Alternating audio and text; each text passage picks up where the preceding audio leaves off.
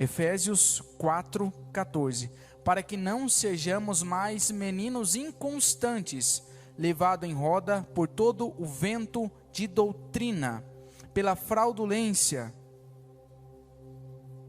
ou pelo engano de homens que com astúcia enganam fraudulosamente. Amém? Pode se assentar, desocupar suas mãos e aplaudir o Senhor Jesus aí. Isso, aplauda a Deus. Sabemos que o Senhor tem algo para nos ensinar. Resumidamente, como foi então essa história do padre do balão? Foi no dia 20 de abril de 2008, o padre Adelir de Carli, ele tinha um intuito de arrecadar valores para fazer hotéis para caminhoneiros. E um tempo atrás ele já tinha feito isso em um voo experimental e deu certo. Ele então sentou em uma cadeira, imagine a cena, sentar numa cadeira como essa, ele amarrou 600 balões com gás hélio e ele voou. E ele ficou cerca de 5 horas, deu certo, pousou em terra. Ele falou, não, eu vou superar agora. O recorde mundial era 19 horas de voo. E ele falou, eu vou ficar 20 horas sobrevoando em uma cadeira com 1000 balões de gás hélio. Isso aconteceu no dia 20 de abril de 2008. E aí então, a intenção era viajar por 20 horas até chegar em Mato Grosso do Sul. E aí mesmo com o céu nublado e instável, as pessoas falaram, olha, as condições não estão muito boas para isso não, eu vou mesmo assim. E ele levou alguns equipamentos de segurança com ele. Quais foram esses equipamentos? Capacete, roupas impermeáveis, paraquedas, aparelho de GPS. Lembre disso, o título da mensagem de hoje é Aprenda a usar o GPS. Então ele levou um aparelho de GPS, levou celular, telefone por satélite, colete salva-vidas, traje de voo térmico, alimentos e água. Se preparou tudo isso, amarrou os 1000 balões com gás hélio e ele começou a subir. E aí já veio um retorno rápido sobre as condições dele. Dentro de 20 minutos, depois de sua partida, para a surpresa da equipe que o acompanhava em terra, ele conseguiu atingir uma altitude de 5.800 metros. Então imagina um padre numa cadeira com um balão, 1000 balões de gás hélio a 5.800 metros de altitude. Ele começou a sobrevoar, só que aí as coisas começaram a não dar muito certo.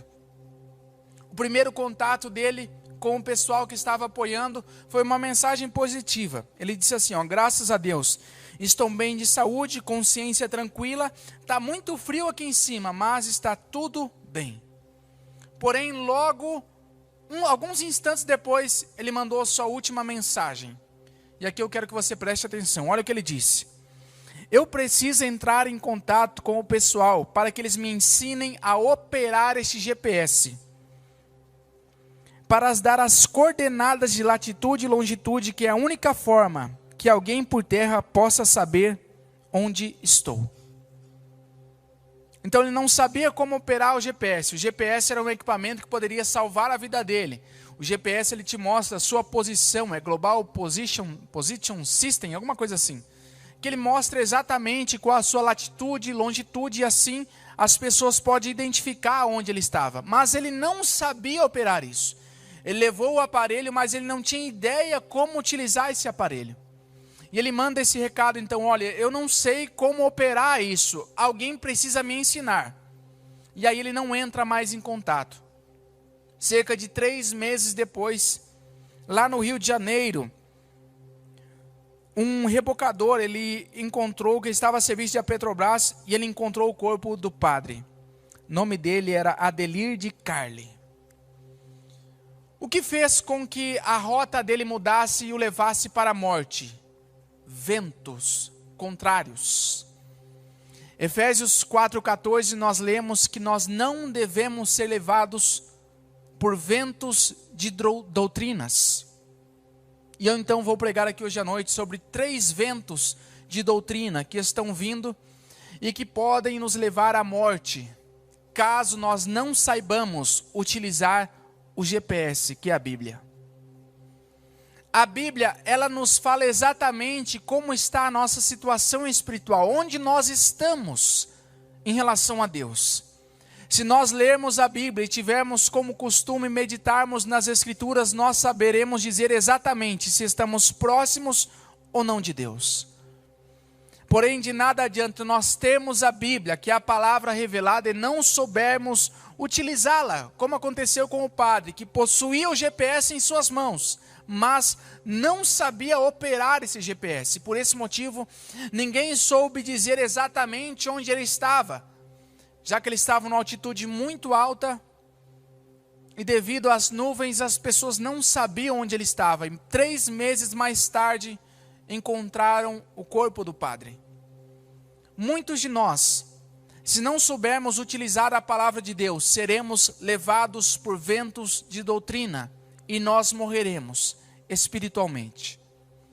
Qual é o primeiro vento de doutrina que está vindo, está enganando muitas pessoas e levando pessoas à morte? Mateus 23. Se possível for, vamos colocar no telão.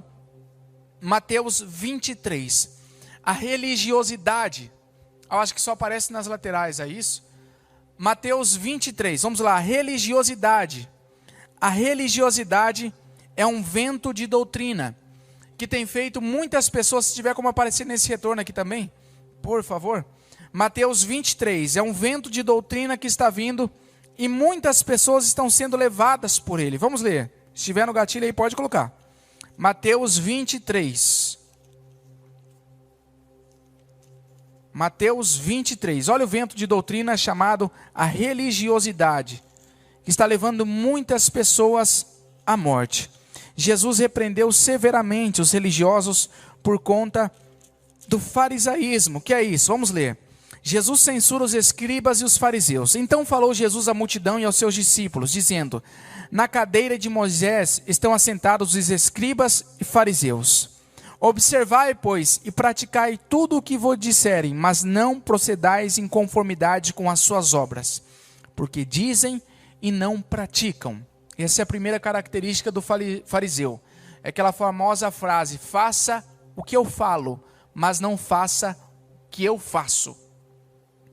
Prosseguimos. Pois atam fardos pesados e difíceis de suportar, e os põem sobre os ombros dos homens, eles, porém, nem com o dedo querem movê-los.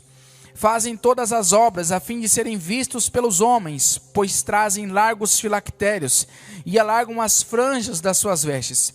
Amam os primeiros lugares nas ceias e as primeiras cadeiras nas sinagogas, as saudações nas praças e serem chamados pelos homens Rabi, Rabi. Vós, porém, não queirais ser chamados Rabi, porque um só é o vosso mestre, a saber, o Cristo, e todos vós sois irmãos. Esse é o primeiro vento de doutrina que tem destruído e levado pessoas à morte, a religiosidade. Quantas pessoas, elas estão escondendo vidas duplas com essa capa da religiosidade. Os fariseus eram assim, eles falavam sobre aquilo que os outros deveriam fazer, mas eles nem se esforçavam para fazer. E nós estamos vivendo tempos onde muitos pregadores têm arrotado santidade nos altares, porém, suas vidas são completamente contrárias àquilo que eles pregam. E muitos destes não serão salvos. Quando nós vemos a Bíblia, não foram os feiticeiros quem crucificaram Jesus. Não foram os satanistas, não, foram religiosos. Talvez nós não mataremos Jesus em uma cruz, mas quantas vezes, por conta da nossa religiosidade, nós estamos matando irmãos. Nós estamos escandalizando pessoas.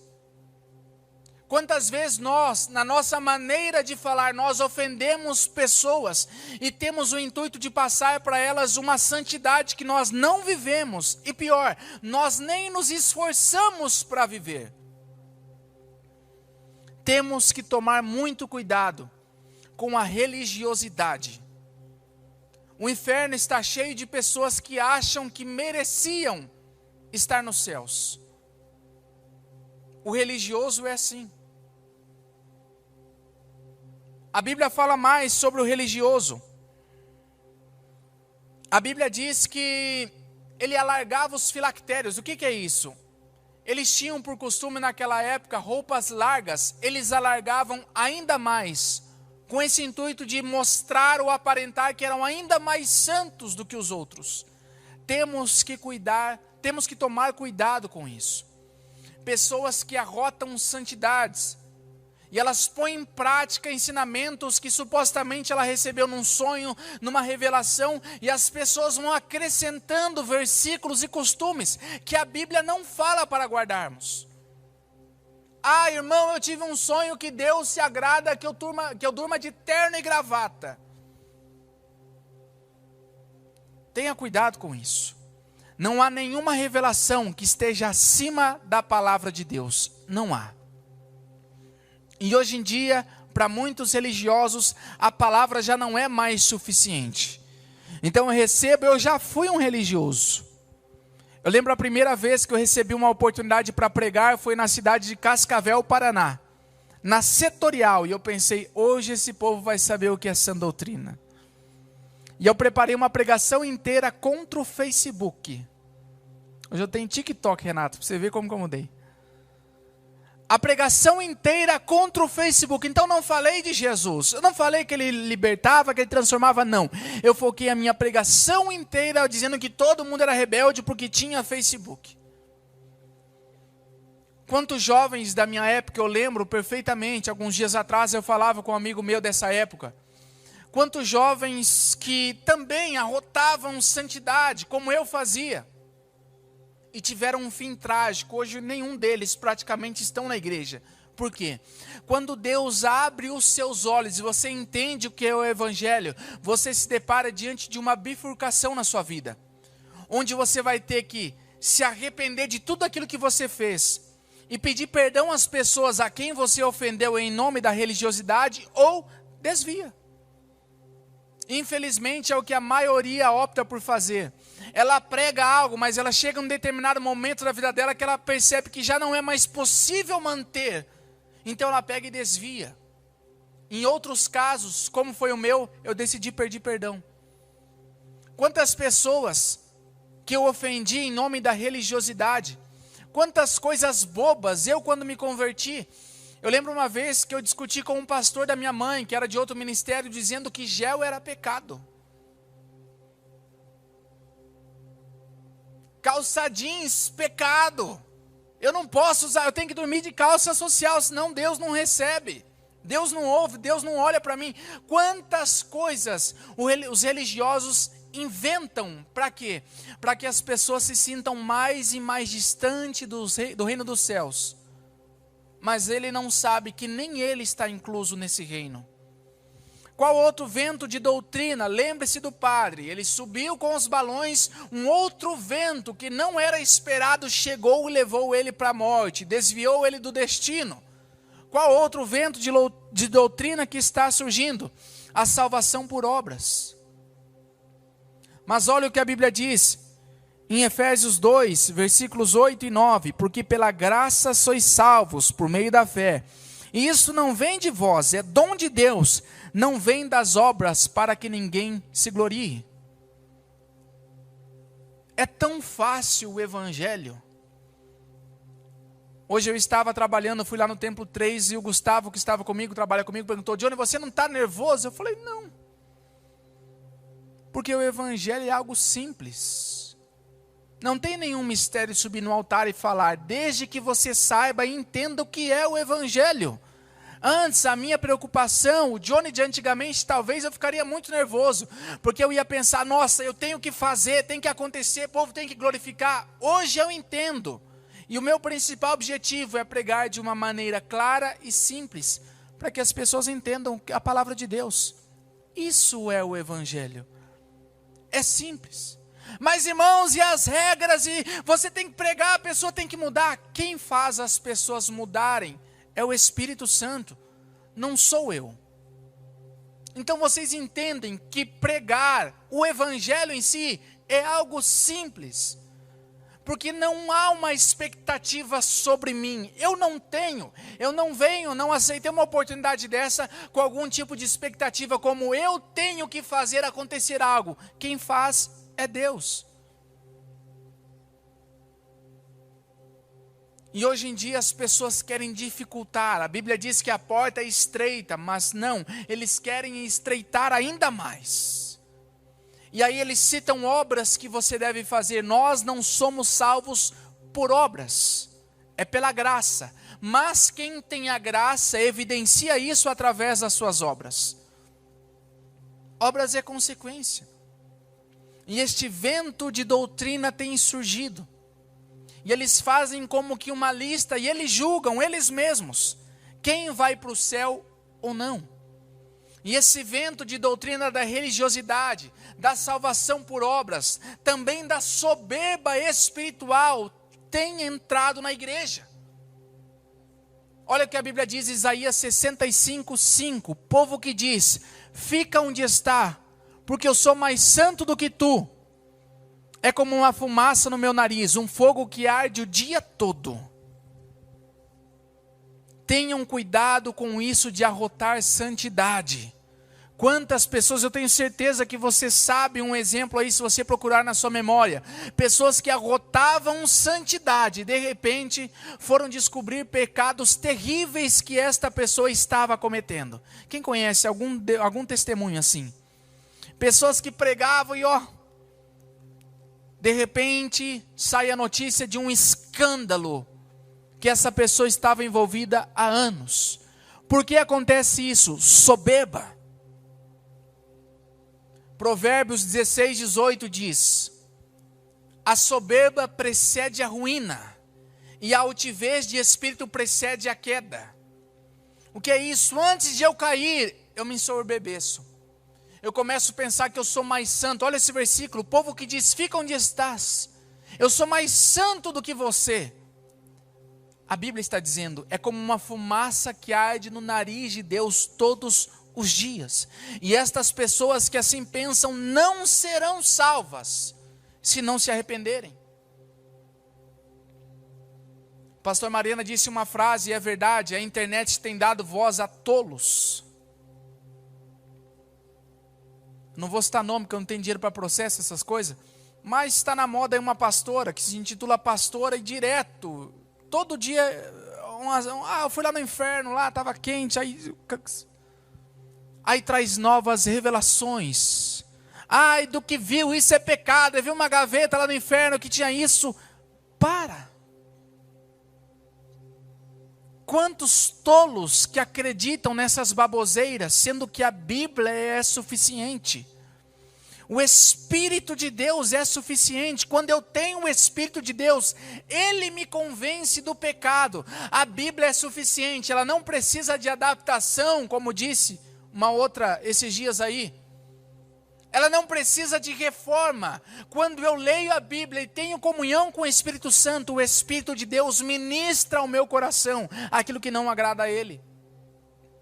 A Bíblia não precisa de adaptações. Tenha cuidado com esse vento de doutrina da soberba espiritual. Pare de jejuar para mostrar aos outros que você jejua. Meninos na fé. Quantas pessoas que chegam cedo no culto para orar, e ela olha, e quando ela dá aquela levantada de cabeça que viu que já está chegando gente, ela começa a falar em línguas, para mostrar que tem o dom de línguas. E nós sabemos que na verdade muitas dessas pessoas não possuem o dom de línguas. Na verdade elas ouviram e repetem as orações, o famoso Orianda Labaia. Meninos, temos que cuidar com a soberba espiritual. O orgulho, a altivez, a soberba é o pior pecado que existe. Porque um adúltero, ele sabe quem está em adultério. O injusto, ele sabe que está praticando a injustiça. Mas o soberbo, ele não sabe que é soberbo. Ele prega sobre a soberba. Ele cita versículos. Como Pedro, um livro que eu indico, ótimo. Ele se chama Humildade, a beleza da santidade. E fala sobre como Pedro, ele tinha atitudes de humildade, mas que ele era orgulhoso. O mesmo Pedro que quando, sobre a ordem de Jesus, lançou a rede e pegou vários peixes, que ele diz, Jesus, afasta-te de mim porque sou pecador. Olha que humildade. Pedro não se sentia digno de estar próximo de Jesus. É o mesmo Pedro Que quando Jesus fala, Pedro, você vai me negar, ele diz, Jesus, podem todos eles te negar, eu jamais te negarei.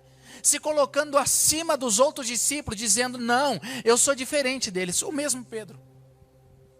Devemos ter cuidado para que esse vento de doutrina, para que este vento de soberba, de orgulho, não nos leve para a destruição. Qual outro vento de doutrina que estão levando pessoas à morte? O empirismo. O que é isso? Eu gosto de estudar teologia, e lá nós estudamos heresiologia, que fala de várias heresias. E uma delas que tem surgido e é forte, principalmente no nosso meio, é o empirismo. O que é isso? É quando eu dou mais crédito ao mover, entre aspas, de Deus, do que a palavra de Deus. Hoje em dia, nós estamos nos enganando muito sobre o conceito do que é ser uma pessoa de Deus. Aí nós vemos um pregador igual eu não sei gritar, se eu gritar minha voz some. Não, esse aí não tem Deus não. Aí vem um outro que pula, corre, e o povo bate palma, homem de Deus. Errado. Existe uma diferença muito grande entre um homem de Deus e o homem que Deus usa. Existem pessoas que elas pulam, faz, acontece, Deus até se manifesta nos cultos, mas não são homens de Deus, são homens que Deus usa. Você sabia que Deus, se Ele dá um dom para uma pessoa, Ele não tira mais esse dom? A Bíblia diz que os dons e os chamados são sem arrependimento. Nós temos exemplos na Bíblia de pessoas que foram usadas em desobediência. Poderíamos citar Sansão, que tinha um voto de Nazireu com Deus, e dos requisitos era não tocar em nenhum corpo de cadáver. E ele então mata aquele leão, e até aí tudo bem, mas a Bíblia prossegue e diz que um dia ele estava indo e desviando-se do caminho, ele foi até aquele cadáver e tirou mel. Aí ele quebrou o voto de Nazireu dele. E aí todos conhecem, ele é enganado, tem o seu cabelo cortado, perde sua força. Os filisteus pegam ele, colocam ele no templo de Dagon, e ele ora, Deus me usa mais uma vez. Deus usa ele, mesmo ele estando em pecado. Existem pessoas que estão sendo usadas por Deus, por causa do nome dele, por causa do nome de Deus. Porque se a pessoa está em pecado e manifesta um demônio e ela diz, sai em nome de Jesus, o demônio não sai, as pessoas falariam mal de Deus. Ué, mas Jesus não é poderoso para tirar? Então Deus repreende. Milagres acontecem, mas esta pessoa não vai entrar no reino dos céus. Olha a diferença entre o homem de Deus e o homem que Deus usa. Lá em 2 Reis, capítulo 5, versículo 1, diz assim, Naamã, capitão do exército do rei da Síria, era um grande homem diante do seu senhor e de muito respeito, porque por ele o Senhor deu livramento. Está vendo? Deus usou ele. Ele foi um homem que Deus usou. Mas quando nesse mesmo texto, no versículo 8, fala sobre Eliseu, note, sucedeu, porém, que ouvindo Eliseu, homem de Deus. Você quer ser uma pessoa de Deus ou uma pessoa que Deus usa? Ah, irmão, para mim tá bom ser uma pessoa que Deus usa, então você pode viver de qualquer maneira. Talvez antes, quando você orava, buscava a Deus, Deus derramou algo sobre a sua vida, uma unção sobre a sua vida, não precisa santificar. Só que no último dia vai acontecer aquela palavra que Jesus falou. Nós vamos dizer, Jesus, no teu nome eu expulsava demônios. Eu sei, ele vai responder. Eu falava línguas, eu sei. Eu pregava, eu louvava, eu sei, então eu posso entrar no reino de Deus? Não pode, porque você fazia no meu nome, porém o seu nome não está escrito no meu livro. O dia do arrebatamento vai ser um dia de surpresas, porque muitas pessoas que todos imaginavam que iriam subir, não vão, porque eram pessoas que Deus usava, e não uma pessoa de Deus. Qual vento de doutrina nós temos que cuidar? Quantas pessoas que estão correndo atrás de revelação nos cultos, nas igrejas, e não querem ter compromisso com a palavra? A maior revelação é a palavra de Deus. Alguns dias atrás eu fui numa igreja lotada, pessoas para o lado de fora. E aí o irmão começou a orar por revelação, eu guardei aquilo para mim.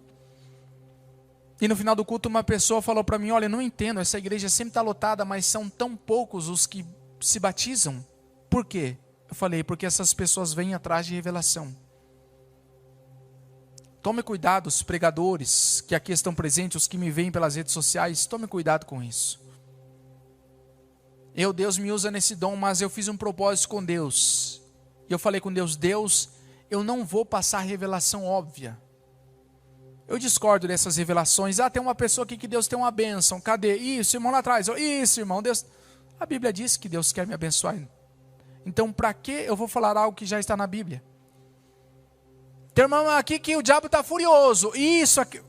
Se não está furioso, o que está errado? É para estar furioso com todos nós. Deus já me usou nas revelações algumas vezes, mas de forma específica.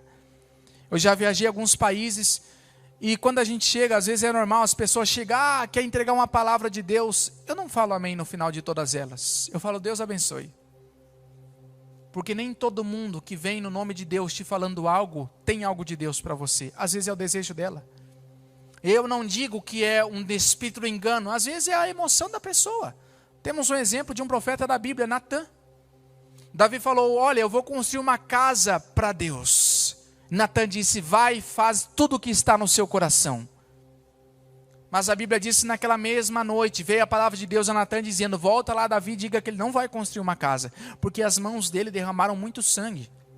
Está vendo? Ele agiu ali, não foi um espírito maligno, um espírito de engano, não.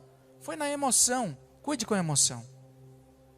Às vezes você está pregando, vê uma pessoa chorando, e aí na emoção você aponta, vai dar tudo certo, você não tem ideia. Às vezes o que ela está pedindo é algo contrário à palavra de Deus. Tenha cuidado com isso. Aqueles que me ouvem ficam correndo de igreja em igreja atrás de revelação, pare com isso. Busque a palavra de Deus. A palavra de Deus é suficiente, a palavra de Deus transforma. Deuteronômio 28, está aí a prosperidade. Eu quero fazer uma campanha de prosperidade. Eu gosto de igreja que prega prosperidade. Eu gosto de fogo santo, fogueira santa, porque eu queimo um carro, ganho outro. Bíblia. Deuteronômio 28, se eu obedeço à voz de Deus, se eu guardo os mandamentos, as bênçãos serão decorrentes da obediência. É simples. Olha o que diz Salmo 119, 105. Lâmpada para os meus pés é a tua palavra e luz para o meu caminho. Quando eu tenho a palavra de Deus como base, eu não ando tropeçando. Eu fui pescar esse fim de semana, estava lá em Minas Gerais, e que eu contei, eu caí 3 tombos. 3. Um deles, um dos primeiros, eu estava andando pelo um caminho, e aí era cheio de buraco, e tinha um matinho lá, e eu não vi o buraco e pisei. Quando eu pisei, eu só tombei. Pá! O outro tombo, eu estava descendo um barranco para chegar até no rio para pescar, pisei numa pedra, ela rolou, e eu me entreguei para o tombo, eu fui de costas escorregando assim, ó. E outro, eu peguei um peixe, a hora que eu fui tirar ele, eu fui colocar o pé e afundei e caí para dentro do açude. Aquele primeiro tombo, se eu estivesse como uma lanterna iluminando, eu iria perceber que ali tinha um buraco. A Bíblia diz que ela é uma lâmpada para os nossos pés. Então aqueles que andam conforme a palavra de Deus não tropeçam. Não tropeçam. É uma lâmpada. Ela vai iluminando o nosso caminho, nós percebemos onde não devemos pisar. A Bíblia vai nos falando quem são as pessoas que eu devo ou não me relacionar. Por que tantas pessoas caem? A resposta está aí. Se a lâmpada é luz para os meus caminhos, se eu não tenho essa lâmpada, eu ando em um caminho obscuro. É simples. Qual outro vento de doutrina que tem surgido nós devemos tomar cuidado? Falsos profetas. Gente, é cada loucura que está fazendo. Às vezes estou lá no Instagram, o Instagram indica para eu ver essas páginas de meme gospel. Tem um que me mandou Deus calar a boca. Quem já viu esse? Ele começa o vídeo, fala em línguas, ele fala, agora não Deus, espera eu começar a live. Já pensou que loucura? Que abominação isso? Profeta de Pix, está na moda isso.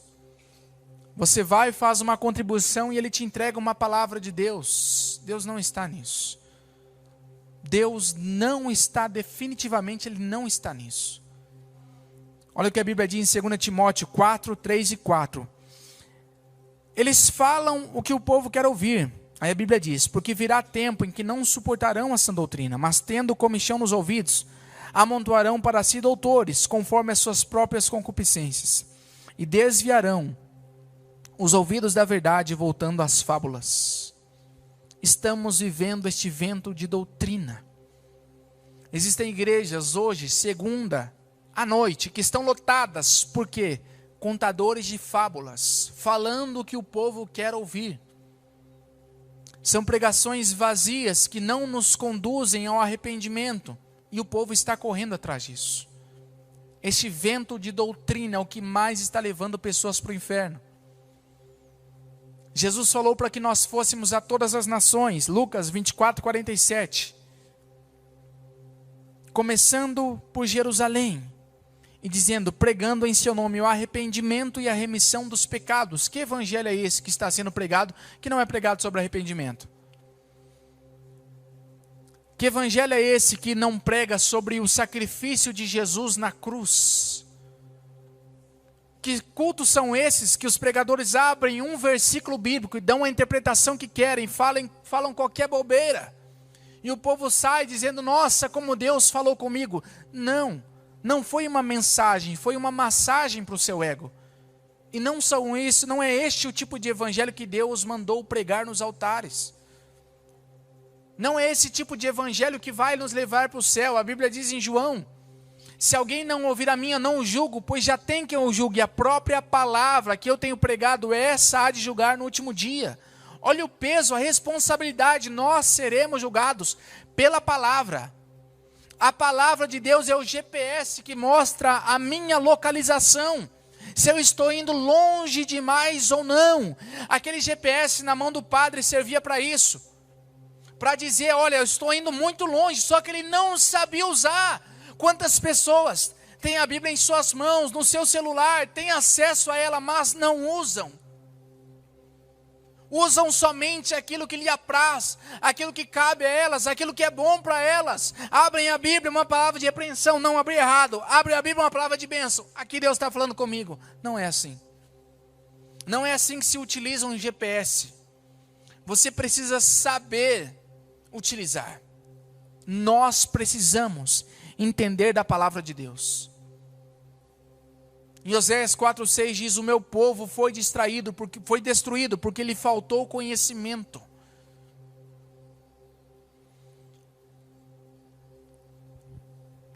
Olha só, o que gera essa pregação de prosperidade que está em hoje em dia? Ela gera uma falsa segurança. E as pessoas não percebem os seus pecados. Por isso que existem pessoas que vão na igreja há anos e elas nunca sentem o desejo de se arrepender. A resposta é simples, é porque a palavra de Deus ainda não se manifestou lá. Gênesis capítulo 3, a partir do versículo 8. Adão, Eva, eles pecaram, mas a Bíblia não diz que eles pecaram e no mesmo momento eles sentiram vergonha da sua nudez e correram se esconder. Não. Eles pecaram, desobedeceram a Deus e ficaram tranquilos por um instante, até que a voz de Deus se manifestou. Olha o que diz a Bíblia. E ouviram a voz de Deus que passeava no jardim pela viração do dia, e escondeu-se Adão e sua mulher da presença do Senhor, entre as árvores do jardim. E chamou o Senhor a Deus Adão e disse-lhe, onde está? E ele disse, ouvi tua voz soar no jardim e temi, porque estava nu e escondi-me. Olha que interessante, eles pecaram, mas enquanto a voz de Deus não se manifestou, eles não sentiram o seu pecado. Existem muitas igrejas onde pessoas frequentam há anos e nunca sentiram o seu pecado, nunca sentiram o seu adultério, a sua injustiça, a sua prostituição, pelo simples fato de que a palavra de Deus ainda não foi manifesta lá. Nós só sentimos o nosso pecado quando a palavra de Deus é manifesta. Se eu for num culto onde fábulas serão contadas, eu não vou sentir o desejo de me arrepender, eu não vou sentir o meu pecado, e eu estarei enganando a mim mesmo, porque no último dia será sem misericórdia, o que a Bíblia diz. E Deus chega e fala para Adão, Adão, onde estás? Esse Adão onde estás não era no âmbito geográfico, e sim no âmbito moral. Deus estava como que dizendo: Adão, onde você foi parar? Sendo que você tinha tudo nesse jardim, você tinha minha presença, e mesmo assim, por que você escolheu pecar? Onde você foi parar? É a pergunta que Deus faz hoje aos desviados. Você tinha tudo, porque até hoje eu não conheci um desviado que falou que a vida dele melhorou após ele sair da presença de Deus. Não conheci um. E Deus nos pergunta onde nós fomos parar, sendo que tínhamos tudo enquanto estávamos na presença de Deus. Adão tinha tudo, para que foi desobedecer a Deus? Onde nós vamos parar? Sobre os falsos profetas, e aí nós encerramos, escândalos. Esse vento de doutrina, de falsos profetas, pessoas que não têm compromisso com Deus, e que de repente se descobre que estão em escândalos, cometendo pecados terríveis. Jesus falou que isso aconteceria. Então, se nós estivermos na palavra de Deus, tivermos o conhecimento, esquadrinharmos as Escrituras, não será novidade para nós. Para de basear sua fé no homem. Para de olhar para homens como se fossem heróis. Todos somos falhos. Estamos sujeitos à queda. Mateus 18:7 diz: ai do mundo por causa dos escândalos, porque é mister que vem os escândalos. Mas ai daquele homem por quem o escândalo vem. Muitas pessoas que saem da igreja por causa do homem. Eu congregava em tal igreja, mas o pastor caiu e eu saí da igreja. Eu gosto de uma frase que diz: quem sai da igreja por causa do homem, nunca esteve nela por causa de Jesus. Aprenda a olhar as pessoas e adquirir o bem das pessoas. Aprenda a analisar tudo e reter o bem, mas pare de olhar para as pessoas como se deuses fossem. Não. A Bíblia diz: não há um justo sequer. Tenha cuidado em quem você se espelha. Não siga fielmente não, meu sonho é ser igual a ele. Nunca faça isso. Não existem pessoas perfeitas. Analise tudo e retenha o bem. Tenha cuidado com ventos que querem te levar para longe do propósito de Deus. Se não fosse o vento, esse padre teria batido o recorde mundial. Talvez estaria até hoje 20 horas voando com 1000 balões de gás hélio que sustentavam a sua cadeira. Mas este vento contrário, este vento que não era tão esperado, fez com que ele perdesse a vida. Todos esses ventos que eu preguei aqui hoje são esperados, porque a Bíblia diz que eles aconteceriam. Então nós não temos desculpas para falar: eu não sabia. Nós temos o GPS, não temos a desculpa de falar: eu não sabia que era errado. Nossa, irmão, mas eu achava tão legal aquela pregação. Tenha cuidado com aquilo que você ouve, porque os ouvidos, eles são como a boca da alma. Tenha muito cuidado e não deixe que ventos de doutrina levem você. Saiba utilizar o GPS, porque quando você se der conta e perceber que está distante, você vai falar: opa, Deus, eu estou distante. Pastor, eu acho que eu estou indo por uns caminhos que não é o certo, não. Mas se você não conhecer a Bíblia, você vai ser mais um que vai ser enganado. E talvez você só vai saber que foi enganado no último dia. Deus não quer isso para você. Amém, igreja? Quem entendeu essa palavra, levante a mão.